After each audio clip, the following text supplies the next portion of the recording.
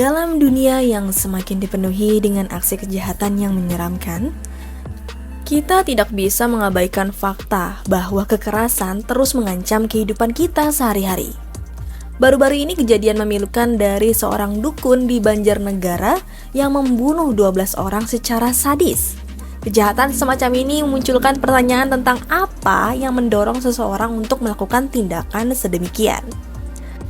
Melalui konten kami hari ini, kita akan membahas berbagai kasus pembunuhan berantai yang terjadi di Indonesia. Sebelum kita mulai ke pembahasannya, jika kamu tertarik seputar fakta, misteri, dan konspirasi, yuk subscribe ke Coretan Misterius.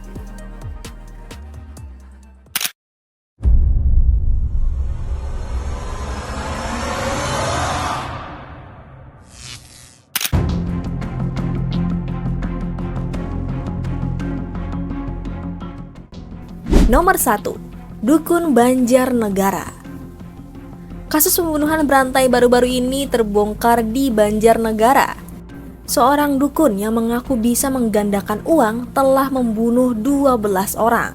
Aksi sadis itu dia lakukan sejak 3 tahun lalu dan baru terungkap pada bulan Maret 2023 lalu. Aksi bedap itu dilakukan seorang pria, sebut saja Mbah Slamet, warga desa Balun di Banjarnegara. Aksinya terbongkar setelah dia membunuh korban terakhir di Sukabumi. Kasus itu terbongkar setelah anak korban melapor ke polisi. Anak itu mengatakan bahwa ayahnya tidak bisa dihubungi. Anaknya itu juga bercerita bahwa Juli lalu dirinya diajak ayahnya mengunjungi seorang pria yang tinggal di Banjarnegara. Ternyata mereka berdua bertemu dengan dukun palsu yang mengaku bisa menggandakan uang. Bukan untung, malah buntung. Korban tidak mendapatkan uang dan malah menjadi korban pembunuhan berantai Mbah Slamet. Mayat-mayat korban yang sudah dikubur pelaku juga sudah berhasil ditemukan oleh aparat kepolisian.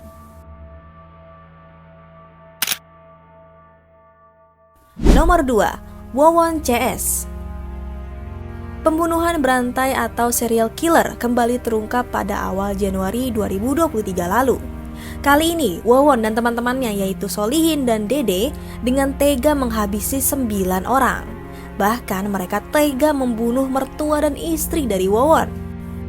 Kejadian itu terungkap ketika Wawon mau meracun satu keluarga di Bantar Gebang, Bekasi.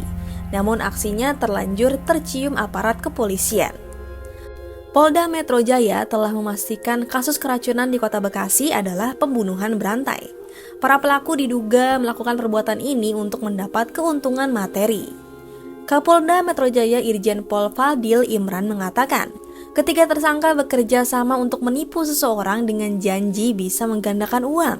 Setelah uang didapat, para pelaku akan membunuh korbannya karena korban pasti akan menagih kekayaan yang dijanjikan.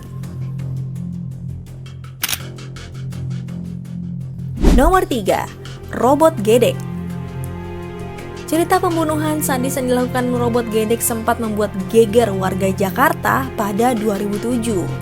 Pria yang bernama asli Siwanto itu dengan tega membunuh 12 orang anak laki berusia 9-15 tahun. Robot gedek menculik korban kemudian melakukan pelecehan seksual. Setelah menuntaskan hasratnya, Siswanto membunuh korban dengan cara untuk diminum darahnya lalu jadi beberapa bagian. Beberapa di antaranya disimpan sebagai kenang-kenangan. Atas kejahatannya, Siswanto dijatuhi hukuman mati. Namun, ia justru meninggal akibat serangan jantung pada 26 Maret 2007. Nomor 4. Baikuni. Pelaku pembunuhan sadis yang keempat adalah Baikuni. Aksinya terendus pada 2010 silam saat anak jalanan ditemukan tewas di Cakung, Jakarta Timur.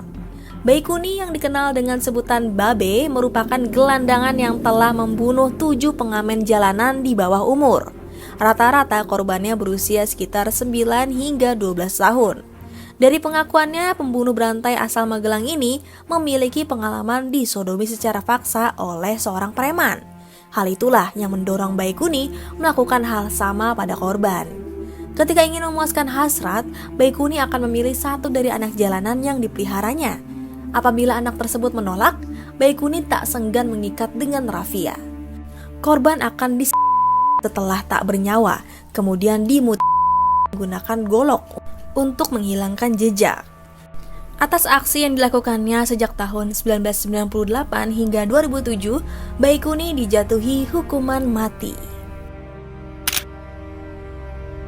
Nomor 5. Rio Martil.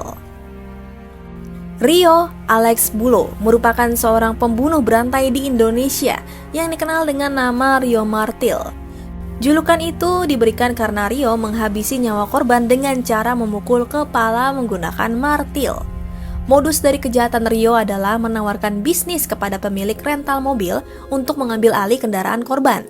Ketika korban lengah, Rio akan memukul bagian kepala belakangnya hingga tewas. Dari tahun 1997 sampai 2001, Rio telah membunuh 5 orang. Salah satu korbannya adalah rekan sesama tahanan sekaligus guru ngajinya selama di penjara. Namun beberapa dengan keempat korban lainnya, ia membunuh guru ngaji itu tanpa menggunakan martil alias tangan kosong. Akibat kejahatannya, Rio telah dieksekusi oleh regu tembak pada 8 Agustus 2008.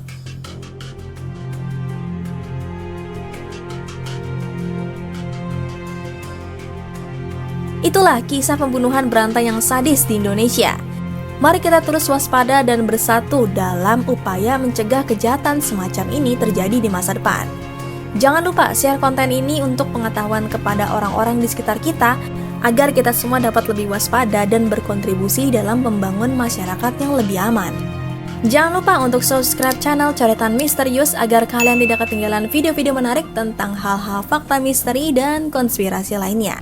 Temukan sisi gelap yang menyeramkan di Coretan Misterius.